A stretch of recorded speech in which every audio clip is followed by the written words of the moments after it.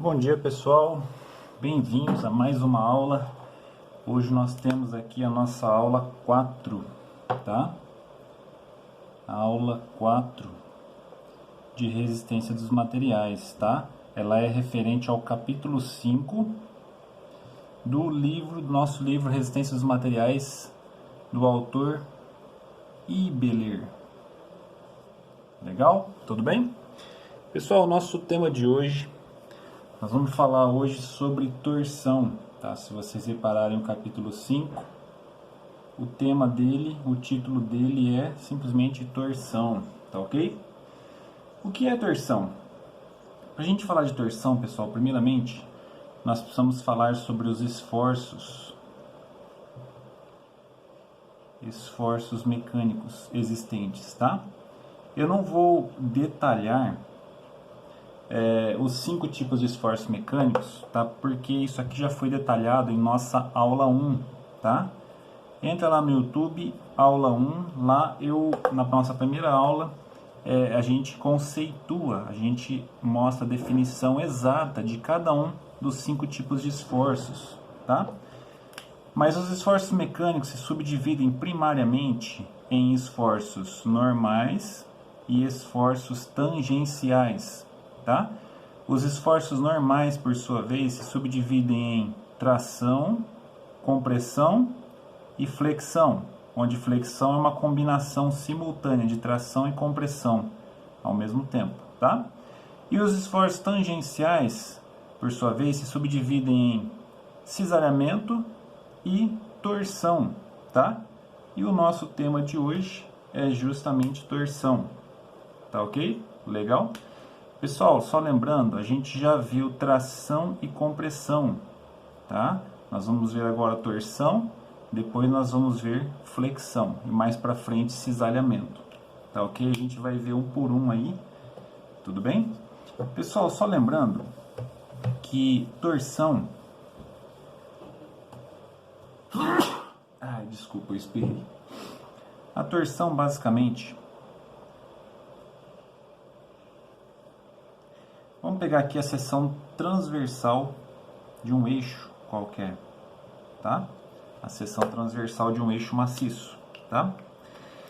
Se nós aplicarmos uma torção neste eixo aqui, basicamente, o tipo de esforço que vai prevalecer, a distribuição de tensões que vai ocorrer aqui dentro, tá?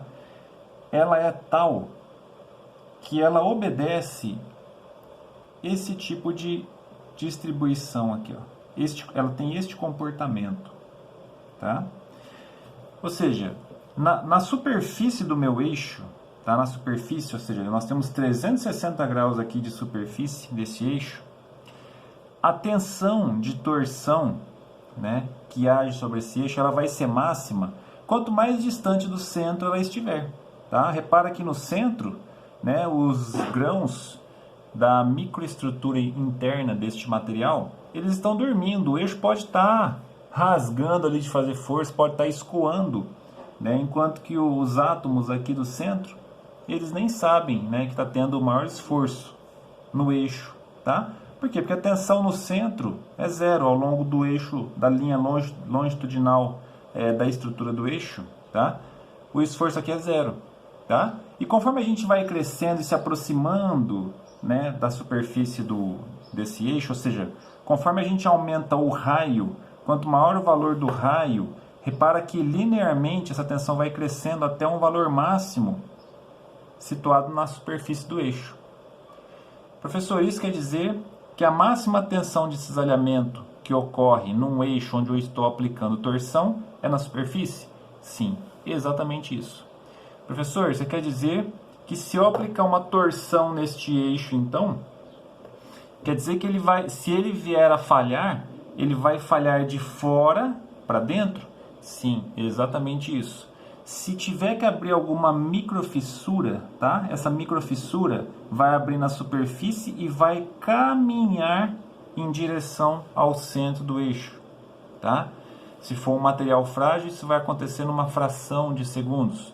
Se for um material dúctil, ele vai escoar, tá? Aí não vai abrir microfissura, mas ele vai escoar, tá? Mas o fato é que na torção pura, o eixo sempre vai falhar de fora para dentro.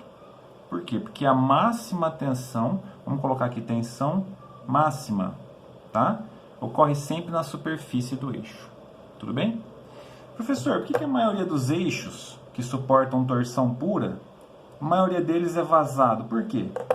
Porque se você reparar bem, a tensão que a parte central suporta é consideravelmente menor que a tensão suportada por essa região aqui, ó, maciça do eixo, tá? Uma vez que a máxima tensão está na superfície do eixo, para que eu vou deixar material aqui no meio, que inclusive é peso morto, vamos chamar assim, tá? É mais caro porque tem mais material, é peso morto, tá? Pode fazer o eixo fletir se ele for muito comprido, o peso próprio dele, tá? Então essas questões justificam o fato de a maioria dos eixos que transmitem potência ou torção pura serem vazados e não maciços. Tudo bem? Legal? Bom, pela lei de Hooke, Hooke é aquele cara que descobriu, né, que as tensões, no caso as tensões normais, são proporcionais às deformações, tá? E quem é essa constante de proporcionalidade entre as tensões e as deformações? É o chamado módulo de elasticidade ou módulo de Young, tá? Que foi o cara que enxergou essa proporcionalidade, tá? Ou ainda chamado de módulo de proporcionalidade, tá? Porque existe uma proporção linear entre tensão e deformação, tá ok? Professor, isso é válido também para tensões tangenciais? Pessoal, não lembro se eu falei isso, eu acho que sim. A letra grega sigma, ela significa tensão, megapascal, gigapascal. A letra grega tau, ela significa tensão também, megapascal, gigapascal. Só que a gente usa o símbolo da letra tau para tensões apenas para tensões tangenciais, ou seja, cisalhamento e torção. A gente usa a letra grega sigma para tensões normais, ou seja, tração, compressão e flexão. Tudo bem, pessoal? Legal? Lembrando, de novo, o conceito físico dos dois é o mesmo. Ambos representam tensão, newtons por metro quadrado. Tá ok? Bom, já que existe uma constante de proporcionalidade entre as tensões normais e suas respectivas deformações, será que existe também uma proporcionalidade, uma constante de proporcionalidade entre as tensões tangenciais e um ângulo de torção? Vamos chamar esse ângulo, letra grega, gama, aqui, ó, tá?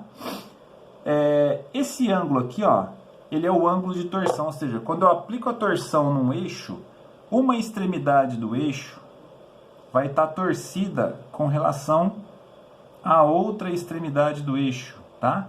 De forma que este ângulo aqui, ó, vamos chamar esse ângulo de lambda, tá? Esse ângulo aqui, ó, esse ângulo aqui é o ângulo de deformação do eixo, tá? Ou seja, será que existe também, conforme a lei de Hooke, né, um comportamento linear, elástico, proporcional, tá? Existe. Entre a tensão tangencial e o ângulo de deformação, existe uma relação linear também entre ambas, tá? Essa relação linear é chamada de G. Professor, o que é o G? É o módulo de elasticidade transversal, tá? Esse cara aqui é o módulo de elasticidade, simplesmente assim, tá? Ou se preferir, módulo de elasticidade normal. Este é o módulo de elasticidade transversal, tá ok? Beleza? A gente vai usar bastante esse conceito aqui, tá? Pessoal, desculpa, acho que isso, agora dá para ver melhor aqui o ângulo que eu desenhei. Bom, isso aqui, como eu já falei, é a deformação angular do material, tá ok? Bom, já que essa relação da tensão aqui ela é linear, nós vamos ter uma equaçãozinha matemática, um modelo matemático, que nos permite prever esse comportamento da seguinte maneira. A tensão máxima, que é esse cara aqui, tá? Essa tensão máxima aqui, já que ela possui um comportamento linear com relação ao raio, tá? Ela vai ter esse tipo de comportamento. Ela vai ser diretamente proporcional ao torque aplicado nesse eixo, tá? Dividido por um carinha que eu já vou explicar. Esse J aqui é o momento polar de inércia, tá? Vezes, pode ser um C aqui, pode ser um, vamos chamar de R, tá? R, que é o raio, tá? Ou seja, torque vezes o raio dividido pelo momento polar de inércia. Repare o seguinte, quanto maior for o raio, tá? Ou seja, se eu quiser determinar a tensão de cisalhamento nesse ponto aqui, o raio é só isso. Se eu quiser determinar a tensão de cisalhamento nesse ponto, o raio é tudo isso aqui. Se eu quiser determinar a tensão máxima de cisalhamento, ou seja, no raio máximo, eu vou usar para isso o raio máximo do meu eixo, tá? Ou seja, quanto maior o raio, olha só, quanto maior o raio, maior a tensão, até o seu limite máximo situado no raio máximo do eixo, tá ok? Outra coisa, quanto maior for o torque, o momento aplicado no eixo, maior vai ser a tensão de cisalhamento também, diretamente proporcional, tá ok? O único cara que joga contra aqui é o momento polar de inércia, tá? Quanto maior for esse momento polar de inércia aqui, menor será a tensão de cisalhamento, tá ok? Beleza, pessoal? Alguém já tinha visto essa equação aqui? Depois você faz um comentário aí, tá ok? Nós vamos usar daqui para frente, né? Em todos os exercícios a gente vai aplicar essa equaçãozinha aqui, tá? Professor, quais são as condições de contorno? Quais são as condições em que eu devo e posso usar essa equação? Para a gente usar essa equação aqui, gente, nós temos três condições. Primeiro, eu só posso usar essa equação para eixo circular, tá? Para eixos cuja seção transversal é circular. Pode ser circular maciço, pode ser circular vazado, mas eu só posso usar para eixos, para figuras geométricas circulares, tá? Ah, professor, tem um eixo sextavado aqui, não serve. Tudo bem? Só aplique esta equação para eixos circulares, tá ok? Segunda condição, eu só posso usar essa equação para materiais homogêneos.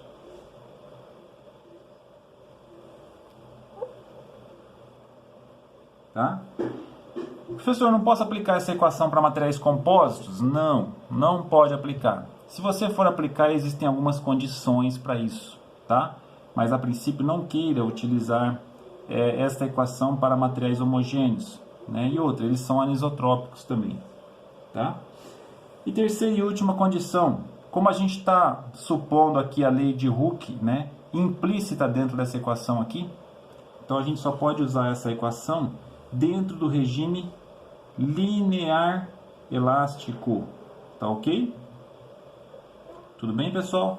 São essas três condições aqui, onde a gente pode e deve utilizar essa equação aqui, tá ok? Professor, só a título de curiosidade, se eu estiver trabalhando no regime plástico do material, como ficaria como seria o comportamento desse eixo aí, dessa distribuição? Só a título de curiosidade, gente, se a gente aplicar aqui uma torção, a gente já sabe que a tensão máxima ocorre na superfície, tá? E ela vai diminuindo linearmente até chegar no zero, que é o centro do eixo, tá? Bom, a gente sabe que o escoamento vai aparecer primeiro aonde? Onde as tensões são máximas? Onde a tensão é máxima? Na superfície, certo? Então, quando o material começar a escoar, tá? A gente vai ter uma distribuição mais ou menos assim, ó, tá? Onde a partir de um certo ponto, a gente passa a ter o comportamento linear, tá? Olha só, gente, o comportamento plástico na torção para um eixo é algo assim, ó, tá? Só identificando aqui, esta é a região elástica do material, tá? Todo esse restante é a região plástica do material. Legal? E assim vai até o eixo se romper, tá? Ele pode chegar no centro ou não, tá? Mas em algum momento ele vai se romper, tá? Ok? Reparem que aqui, ó, a tensão ela fica uniforme, né? Uniformemente distribuída, tá ok? Porque essa região aqui já escoou, enquanto que essa região do centro ainda está no limite elástico do material, porque as tensões são menores quanto mais próximas do centro. Legal, pessoal? Tudo bem até aqui? Pessoal, o que vem a ser este cara chamado momento polar de inércia? Momento polar de inércia, tá? Também chamado simplesmente de momento polar, se você preferir, tá? Pessoal, o momento polar de inércia, o carinha chamado J, ele nada mais é do que o produto na área, né, sobre a área, de R, onde R é o raio, ao quadrado, vezes dA, tá ok? Se eu desenhar aqui um eixo de seção circular, tá? Se eu pegar um elemento infinitesimal aqui, ó, tá? Concorda comigo que ele vai ter uma distância R, tá? Esse R aqui, ó, é a distância dele, tá? E o dA é a sua própria área, tá? Lembrando que ele é um elemento infinitesimal.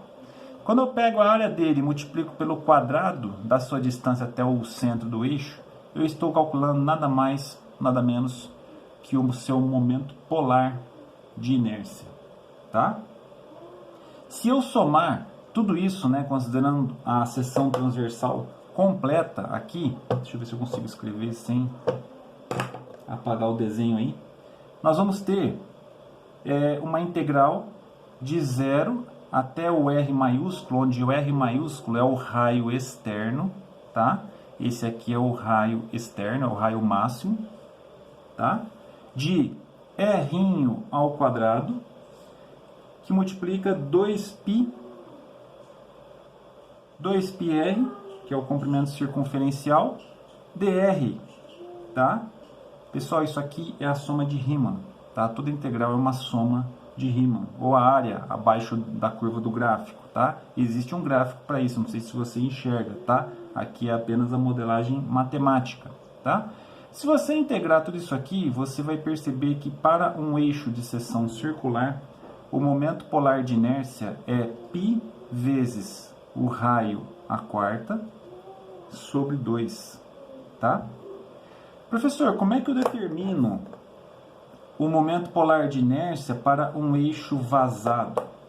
Para um eixo vazado, o momento polar de inércia J vai ser π, que multiplica o raio externo, tá? À quarta, menos o raio interno à quarta, esse raio interno aqui, tudo isso sobre 2. Tá ok? Professor, qual é a unidade de momento polar? Pessoal, o momento polar, olha aqui, é a unidade de comprimento, raio, elevado à quarta. Então, para momento polar de inércia, nós temos medidas como milímetros à quarta, centímetros à quarta, metro à quarta, metro à quarta e assim por diante, quilômetros à quarta, né? Mas aí já não é mais tão usual. Puxa, professor, eu tenho dificuldade de enxergar essa unidade, né? Metro eu enxergo, é a unidade de comprimento, é uma dimensão. Metro quadrado é 2 dimensões, unidade de área. Metro cúbico, unidade de volume. Até aí tudo bem, mas metro à quarta é uma quarta dimensão, eu não tenho noção disso. Pois é, por isso que esse conceito de momento polar de inércia bem como o conceito de momento de inércia, que vai ser nossa próxima aula, quando a gente vai falar sobre flexão. Por isso que esse conceito ele é muito abstrato, tá? Tem até uma história que diz, né? Todo engenheiro sabe calcular momento de inércia, mas o cara não sabe o que está calculando, né? É mais ou menos por aí mesmo, tá? Tem muito engenheiro que não sabe o que está calculando, tá? Eu prefiro, muito embora ainda seja abstrato, mas eu prefiro esse conceito. Vamos falar assim. Qual viga você acha que é mais resistente? Essa viga I aqui ou essa viga I aqui? Ah, professor, a maior é mais resistente, mais forte. Legal. O que você está fazendo é uma análise qualitativa. Essa daqui é menos resistente que essa, ou essa é mais resistente que essa daqui. Tá? Mas para a gente fazer uma análise quantitativa, ou seja, quanto essa viga é mais resistente ou mais forte do que essa viga, tá? Aí você precisa partir para para fazer os cálculos analíticos, tá? Você vai calcular isso determinando o momento de inércia, tá? No caso de vigas, BH ao cubo sobre 12, tá? Supondo que seja um retângulo, tá? Como uma viga aí são 3 retângulos, aí é isso aqui vezes 3, tá? Não é exatamente isso vezes 3, mas tem o mais C ao quadrado S. Pessoal, não queira entender isso agora, tá? O que eu quero mostrar para vocês, a gente vai ver isso na nossa próxima aula. A gente tem como determinar a resistência, vamos chamar de resistência, tá? Muito embora esse seja um conceito apenas geométrico, que não depende do material, tá? Se essa viga for de madeira ou se ela for de aço, né, vai ter uma diferença brutal na resistência, tá? Mas o momento de inércia, ele é um conceito geométrico, puramente geométrico, não depende do material, tá?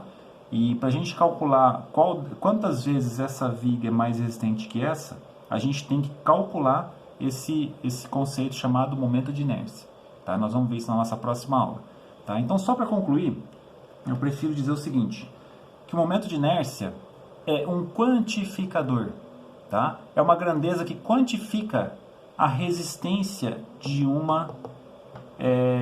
elemento estrutural. De novo, momento de inércia, assim como o momento polar de inércia, é uma grandeza, é um conceito, né? Uma grandeza que quantifica a resistência da seção transversal de um elemento estrutural. Só isso. Tudo bem? Vocês vão acabar aprendendo isso com o tempo, tá?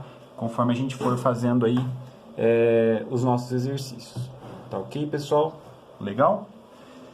Bom, professor, onde é que eu pego essas formulinhas, né, de momento de inércia, né? Por exemplo, para um eixo circular maciço, eu sei que é πr a quarta sobre 2. Existem tabelas, você pode pegar isso na internet, tá? Ou no próprio livro do Ibeler, Resistência dos Materiais, lá nos apêndices, lá no final do livro, tem lá uma tabelinha com dezenas de geometrias diferentes, né? Tem lá triângulo, tem lá retângulo, tem elipse, tem figura circular, tá? Para cada geometria, né, nessa tabela existe lá uma relação das fórmulas, né, das equações que nos permitem determinar esse momento de inércia, tá? O momento de inércia I e o momento polar de inércia J, os dois, tá? Isso aqui é tabelado. Professor, precisa decorar isso? Não precisa decorar isso, tá? Basta você saber usar uma tabela, né, que forneça essas equações aí. Legal? Tudo bem? Pessoal, quando a gente fala de torção, é muito comum a gente pegar exercícios, né? Na prática da engenharia isso é muito comum. A gente pegar exercícios onde a gente tem lá um motor transmitindo potência, tá? Quando o motor transmite potência, ele imprime uma torção. Ele imprime uma torção no eixo, tá? Então, sempre que a gente for falar de transmissão de potência, vamos colocar aqui,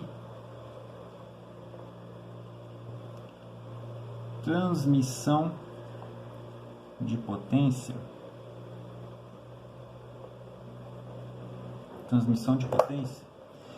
a gente vai recorrer àquelas equaçõezinhas lá da física, tá? Do tipo, potência é torque vezes a variação angular no tempo, tá? Ou a taxa de variação angular ao longo do tempo, tá? Que a gente pode simplesmente simplificar isso aqui para torque vezes ômega, onde ômega é a velocidade na unidade de radianos por segundo, tá? Radianos por segundo. O torque, ele é dado em newtons metro, tá? A gente sabe que radianos não é uma unidade, tá? Então vai ficar newton vezes metro por segundo, tá? Newton é força, metro por segundo é velocidade. A gente sabe que a potência também pode ser, né, força vezes velocidade, newton vezes metro por segundo, tá? Ou ainda, a gente sabe também que newton vezes metro na verdade isso é relativo, né? Newton vezes metro depende se é produto vetorial ou escalar, tá? Mas quando a gente fala newton vezes metro, a gente também pode estar falando de joules, tá? Joules também é newton vezes metro, tá? E joules por segundo nada mais é do que a variação do trabalho no tempo, tá? Variação de trabalho, variação da energia, né, ou do trabalho no tempo também é potência, tá ok? Então nós temos, só aqui brincando, a gente já falou de 3 equações para potência, tá? Uma envolvendo trabalho ou energia, outra envolvendo torque e velocidade angular, e a outra envolvendo força vezes velocidade, produto de força por velocidade, tá ok? E essa potência aqui, acabei não colocando, né? A sua unidade será watts, tá? Pessoal, watts nada mais é que joules por segundo. Tudo bem? Legal? Bom, nós temos outras equações aqui.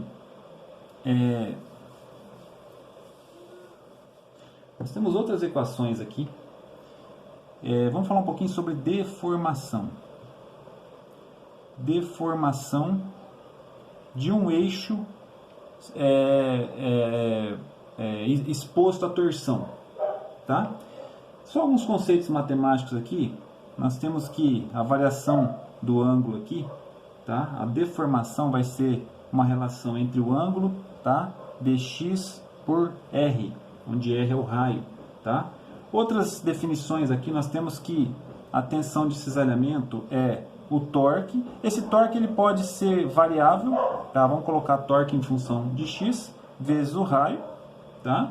Dividido pelo momento polar de inércia, que também pode ser uma função da posição x, tá? Muito embora a gente não vá usar um momento polar de inércia variável, tá? A gente usa esses tipos de análise com seções variáveis, com elementos finitos, tá? Acaba sendo muito mais prático, né? E muito mais completo do que fazer uma análise matemática analítica, tá ok? Bom, o que mais? Nós temos que a variação do ângulo aqui, ó, dφ, ela vai ser então o torque em função de x vezes, dx, né, o diferencial lá no final. Nós temos aqui momento polar de inércia, que pode ser em função de x, vezes g, que é o módulo de elasticidade transversal, tá? Se a gente somar tudo isso através de uma integral, ó, nós vamos ter que φ é a integral de 0 até L, onde L é o comprimento do eixo, tá? De torque dividido pelo momento polar, tá? dx, aqui é vezes o g, desculpa, tá? Ou seja, considerando que o torque seja constante e o momento polar de inércia também seja constante, nós vamos ter aqui, ó, que a deformação angular φ vai ser um somatório para cada pedaço de torque constante e momento polar de inércia constante, vai ser uma somatória desse produto aqui, ó, torque vezes o comprimento do eixo, dividido pelo momento polar de inércia vezes o módulo de elasticidade transversal, tá? Pessoal, vocês vão precisar usar essa equação aqui e aquela primeira, tá? Da tensão máxima é torque dividido pelo momento polar de inércia vezes o raio, tá? Pessoal, eu posso dizer que toda essa aula de hoje nossa se resume a essas duas equações, tá? a gente vai precisar dessas duas equações aqui, e somente delas, nada mais, tá? Para determinar, para a gente conseguir resolver todos os nossos exercícios dessa aula aqui, tá bom? Estou pensando em passar uns 4 exercícios para vocês aí. Basicamente, você vai ter que dominar essas duas equações e saber usá-las, tá ok? Professor, existe alguma convenção de sinal? Quando é que eu sei que se o torque é positivo, se o torque é negativo, tá? Normalmente, a gente usa a seguinte convenção. É a chamada regra da mão direita. Regra da mão direita, tá? Como funciona a regra da mão direita? Olha só, eu tenho aqui um eixo, tá? Se eu aplicar nesse eixo uma torção que seja nesse sentido, tá? Eu vou fazer com que os meus 4 dedos aqui, ó, fazer com que meus 4 dedos, eu vou levar o meu dedão polegar nessa direção aqui, ó, tá? Nessa direção aqui, ó, do eixo longitudinal da minha estrutura, do eixo, tá? Se os meus 4 dedos girando aqui, ó, obedecerem o sinal indicado aqui, então eu vou dizer que esse momento ele é positivo. Este momento ou torque, ele é positivo. Tá ok? Obviamente, se eu levar o meu dedão para lá, no sentido oposto, obviamente a direção dos meus dedos aqui mudam, certo? Então nesse caso o momento vai ser negativo. Tá ok? Então de novo, o momento sempre vai ser positivo quando a direção obedecida pelos meus 4 dedos aqui, ó, tá? Obedecer o sentido representado aqui no papel, representado aqui no exercício, tá? Professor, mas se eu posso aplicar ele para cá ou para lá, ele pode ser positivo ou negativo? Sim, só que aí você vai conseguir saber quais deles são positivos, quais deles são negativos, tá? O importante, obviamente, é saber quais deles jogam num sentido, quais deles jogam no outro sentido. Porque no somatório, quando você for resolver os exercícios, o somatório de momento torsor, tá? Ele tem que ser 0, tá? No caso estático, tá ok? E aí você tem que saber quais deles terão sinal positivo, quais deles terão sinal negativo. Tudo bem? Legal, pessoal? Essa é a convenção de sinal que a gente usa, tá ok? Vamos falar um pouquinho sobre curiosidade, né, professor? E se eu tiver um eixo que não seja circular? Como é que eu resolvo esses casos? Tá? Curiosamente, existem modelos matemáticos, tá, que a gente não vê nesse livro, tá? E que, na verdade, na maioria das vezes a gente acaba usando elementos finitos para resolver esses casos assim. Tá? Por exemplo, se eu tiver um eixo quadrado, a tensão máxima que vai agir não é nos vértices desse quadrado, tá? Mas no ponto médio das suas arestas. Tá? A tensão máxima vai ocorrer nesses 4 pontos médios aqui. Tá? Olha que interessante, isso aqui não sou eu que estou passando para vocês, alguém fez no passado essa modelagem, tá? E descobriu que a tensão máxima, caso você for dimensionar um eixo quadrado, você pode usar essa equaçãozinha aqui.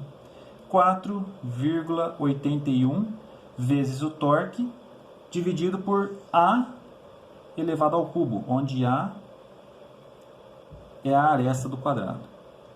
Tá? Pessoal, isso aqui não é um retângulo. Tá? Eu estou considerando um quadrado de arestas iguais. Tudo bem? Professor, e se eu tiver um triângulo equilátero, onde esse eixo triangular vai se romper? Onde a tensão for máxima, no caso, nos pontos médios também. Tá?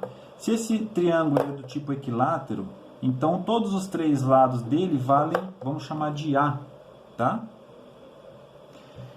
Para esse triângulo equilátero aí, a tensão máxima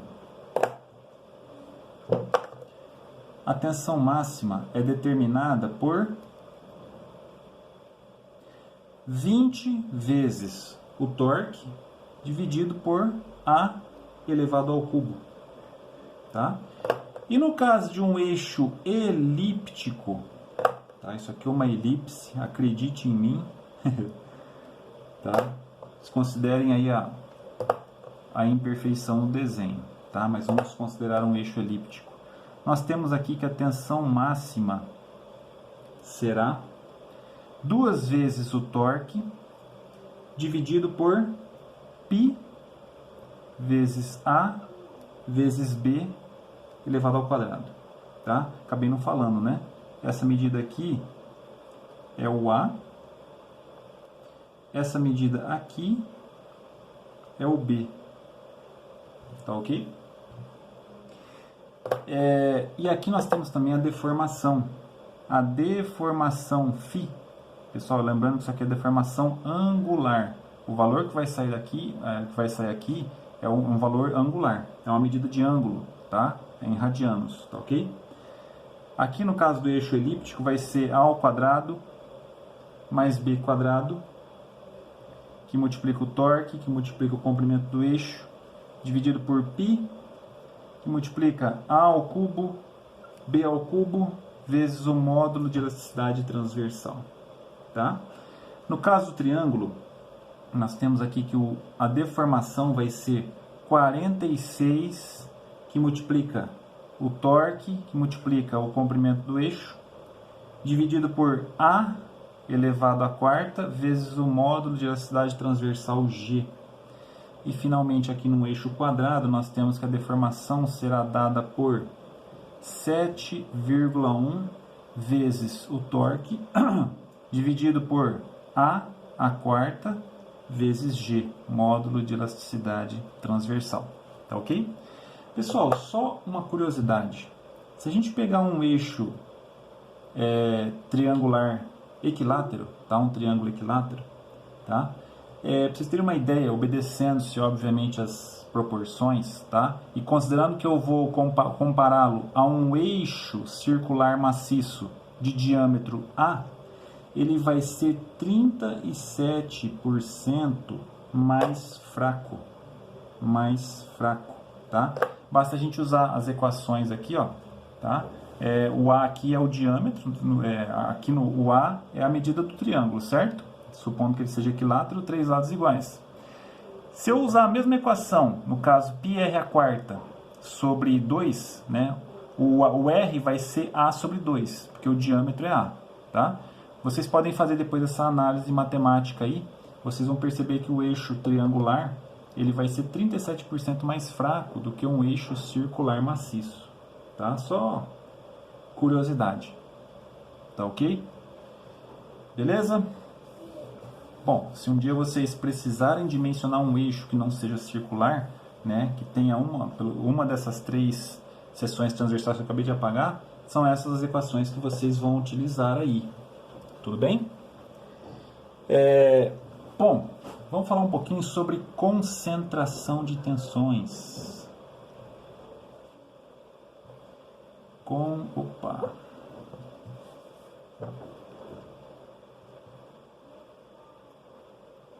Concentração de tensões. A gente falou sobre concentração de tensões na aula passada, tá? Nós vamos falar um pouquinho aqui também.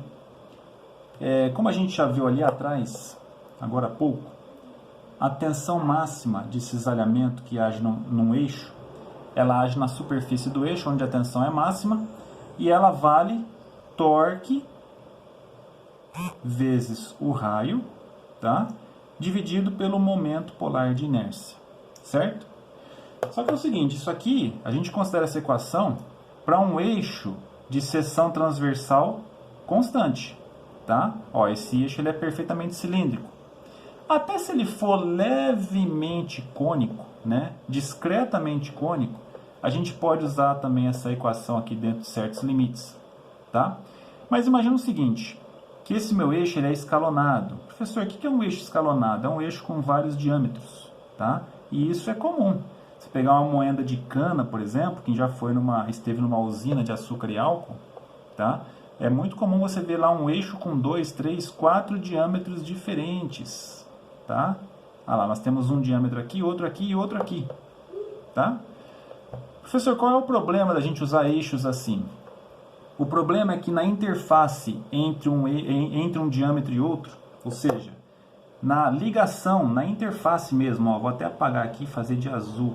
Esta é a interface entre o escalonamento dos eixos, tá? Dos diâmetros. Tá?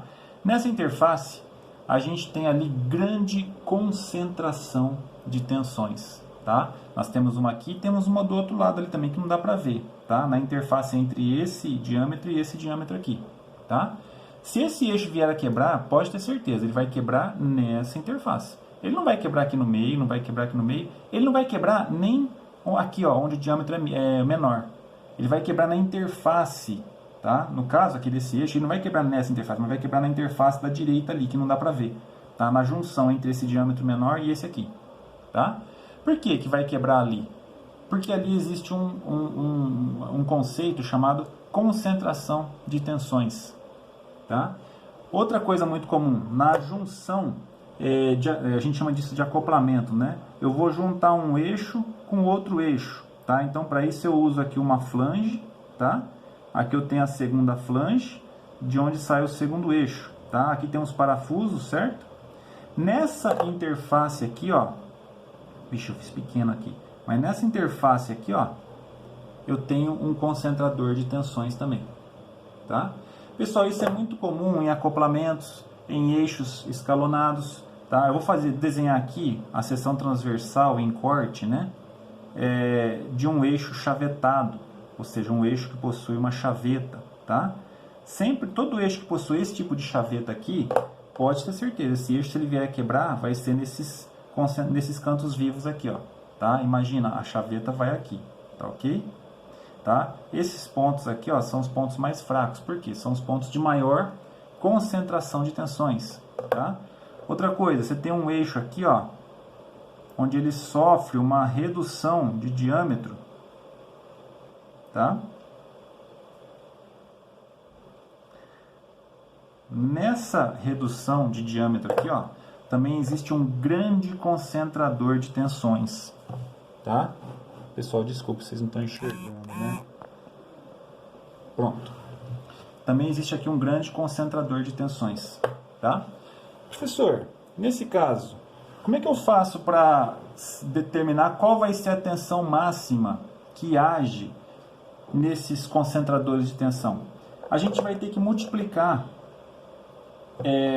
essa tensão máxima dada por essa equação por um fatorzinho chamado K, tá? Tal como na aula passada a gente falou sobre isso, tá? Esse K é um fator de concentração de tensões, é uma constante pela qual eu multiplico a tensão máxima de cisalhamento devido à torção na tentativa de se determinar qual vai ser a tensão máxima que está agindo aqui. Professor, onde eu pego esse fatorzinho de concentração de tensões aí, tá? Existe um gráfico lá na página 166 do Ibeler, tá? Existe um gráfico lá onde você consegue determinar esse fator K em função de medidas geométricas dessa relação entre os dois eixos, né, que estão sendo acoplados, tá? ou variados, né, no seu diâmetro. Tá ok? Legal, pessoal? Beleza até aí? Na verdade, a nossa aula termina aqui mesmo, tá? Esse é o nosso... eu dei um apanhado geral aqui, eu acabei falando de tudo sobre o que há no capítulo 5 do Ibeler, tá? Cujo tema é torção. Tá bom? Pessoal, vou passar para vocês alguns exercícios aí e é isso. Se vocês tiverem dúvida, me chama no WhatsApp, tá? Pessoal, não tem ninguém me chamando no WhatsApp, eu estou entendendo que vocês estão compreendendo os conteúdos aí que eu estou passando, tá? Não fica acanhado, se você tiver dúvida me chama, tá? Eu tive até hoje acho que um aluno só que tirou dúvida comigo aí pelo WhatsApp, tá? Eu estou padronizando o WhatsApp como nosso canal de dúvidas, tá? Eu consigo atendê-los muito mais rápido pelo WhatsApp. Legal, pessoal? Bom final de semana para vocês e a gente se vê na próxima aula, se Deus quiser.